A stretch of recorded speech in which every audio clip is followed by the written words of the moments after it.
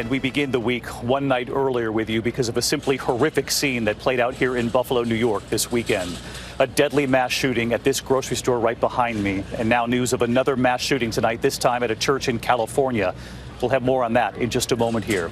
But we do begin tonight here in Buffalo, where authorities say this was clearly driven by racist hate. The attack at this busy supermarket on Saturday afternoon, 10 people shot and killed, including several right here in the parking lot before the gunman even got inside. The alleged attacker, 18 years old, armed with an assault rifle, wearing body armor, and who investigators say chose this supermarket several hours from his home, and that he did reconnaissance here the day before the attack. Authorities say it began in the parking lot. He opened fire. One of the victims, an elderly woman. A mother who was inside the store told me late this afternoon here that she remembered walking past that woman as she went in. When she came out, she was found on the ground here. The suspect tonight, Peyton Gendron, taken into custody just feet from his victims. Gendron coming before a judge tonight, charged with 1 count of murder. Other charges, including hate crimes, are likely to follow. Investigators are now searching his home, interviewing his parents, combing his social media, and some of the chilling details of what they have found already. Tonight in the neighborhood surrounding this supermarket, police are standing guard. It is also a scene of prayer here. And we are learning tonight the names of the victims. The youngest, 32 years old, her name is Roberta Drury. The oldest, 86-year-old Ruth Whitfield, the mother of a former Buffalo fire commissioner here. And the hero security guard, retired Buffalo police officer Aaron Salter. He's being credited with saving lives here before being shot and killed by the suspect himself. Tonight, President Biden saying the Justice Department is investigating this as a hate crime and a racially motivated act of white supremacy and violent extremism. And we have learned late tonight that President Biden will be here on Tuesday. We begin tonight with ABC's Stephanie Ramos right here in Buffalo. This is the moment authorities arrested the 18-year-old man they say drove 3 hours to Buffalo to murder innocent people because of their race, calling the attack pure evil. This is an absolute racist hate crime. This is someone who has hate in their heart, soul, and mind. Active shooter at the top. There are still shots being fired. The horror unfolding around 2:30 Saturday afternoon at the Tops Friendly supermarket, shattering what was a normal day of grocery shopping in the heart of this predominantly black community. Contact homicide. We have bodies down here.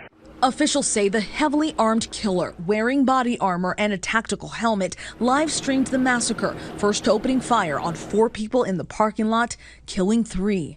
Annette Parker and her 9-year-old daughter were walking out of another store just a few feet away from the supermarket when they heard gunshots. I just picked her up and we ran. The gunman then entered the store and methodically shot 9 other people. Annette and her daughter escaped to safety, later learning a neighbor and her child were inside, with the gunman at one point standing directly behind them. He was right behind her. She got out by the grace of God. Yeah, she got out? Yes. He was right behind her. Inside the store, Fragrance and her 20-year-old daughter were working the same shift. We heard gunshots. Everyone in the front end stopped moving. We all looked towards the front door. Fragrance running away from the gunman, her daughter crouched down behind a register, trapped there until police arrived and brought her to safety. I turned around, she wasn't there. And I said, "Where's my baby? Has anyone seen my baby? Where is she?" I didn't know where she was. Retired Buffalo police officer Aaron Salter Jr., working as a security guard at the store, confronted the gunman. We saw the security guard backing up, reaching for his weapon. The guard firing multiple shots, hitting the suspect. But even that didn't stop him because of the body armor he was wearing. The gunman fatally shooting the guard moments later. He cared about the community. He looked after the store. He did a good job. You know, he was very nice and respectable. Officials saying today the gunman fired about 50 shots, killing 10 people, injuring 3 more. All of the victims who died were black. President Biden today condemning the attack, saying the Justice Department is investigating it as a, quote, racially motivated act of white supremacy and violent extremism. The lone gunman, armed with weapons of war and hate-filled soul, shot and killed 10 innocent people in cold blood at a grocery store on Saturday afternoon.